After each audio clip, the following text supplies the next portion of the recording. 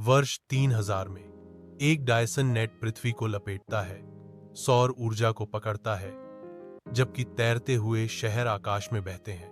एक भविष्यवादी यूटोपिया सामने आता है, फिर भी कृत्रिमता की भावना हवा में व्याप्त है, जो छिपे हुए नियंत्रण का संकेत देती है।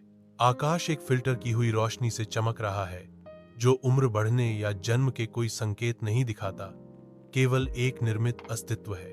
यह वह पृथ्वी नहीं है जिसे हम जानते हैं। मंगल के उजाड़ मैदानों पर रंग बदलने वाली स्क्रीन से सजी नोवा रेन ओलंपस मॉन्स के कंकालिया अवशेषों के भीतर रहती है।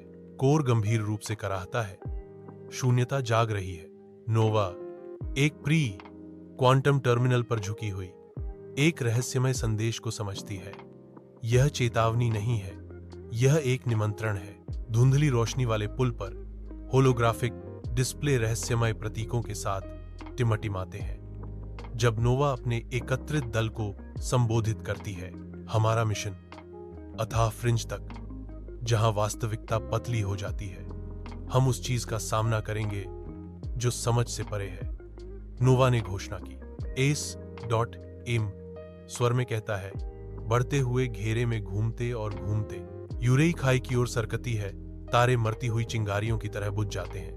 ऑब्जर्वेशन डोम के अंदर नोवा एक दर्पण में देखती है, जिसमें उसे अपनी परछाई नहीं बल्कि एक डरावना वैकल्पिक रूप दिखाई देता है। वैकल्पिक नोवा अमर और जिज्ञासा से रहित एक ऐसे रास्ते का प्रतीक है जो नहीं अपनाया गया। इंक की आवाज गूंजती है।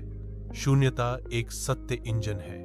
यह आपको वह दिखाता है जिसे आप नकारते हैं। स्टारशिप यूरेई के अंदर वास्तविकता तब विकृत हो जाती है जब S.A.M खुद के एक राक्षसी संस्करण से लड़ता है।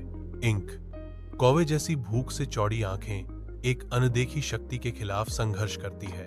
नोवा एक झिलमिलाती हुई प्रोजेक्शन के सामने जमी हुई है।